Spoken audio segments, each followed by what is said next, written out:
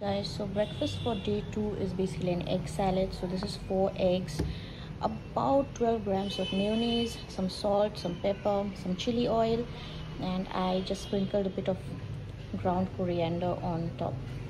Sauteing some garlic, cherry tomatoes and chilies in butter. I have around 200 grams of burnt paneer with me, and I actually thought that I had the gas on low, but that is what I thought, but in reality the gas was on high. And when I came back only to see what had transpired was that my paneer had completely burnt. But because I don't like to waste food, I'm going to try to salvage this dish and make something out of it now. Just going to add in the burnt paneer now. Splash of water.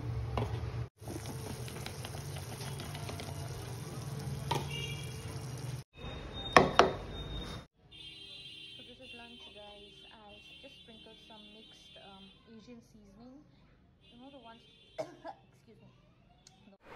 So for dinner today I'm having the same thing which I had yesterday, which is 200 grams of pan fried chicken thigh, again in its own fat. This does not have any added fat. This is some hot sauce. This is actually you know, the seasoning packet that you get with those hot spicy Korean ramen noodles. This is that, and I would not be able to finish that entire thing because this is crazy spicy.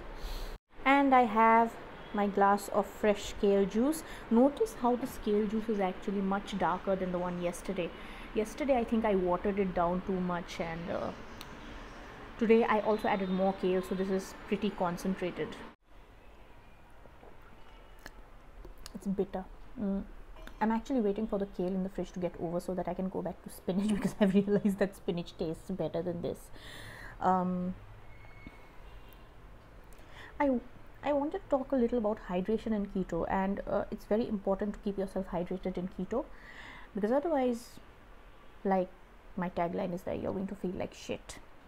It's important to know what really is hydration for your body.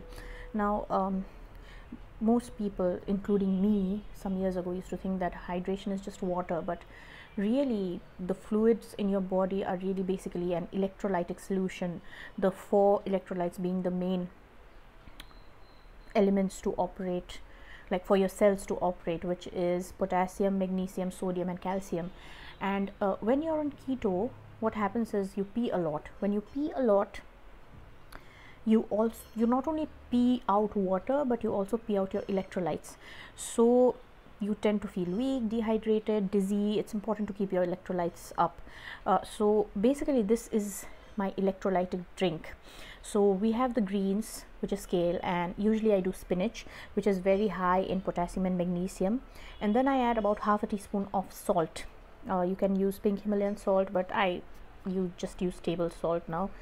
Half a teaspoon of salt, so that's the sodium. And for calcium, I don't think you need to worry because we Indians eat a lot of dairy products, so we get our calcium.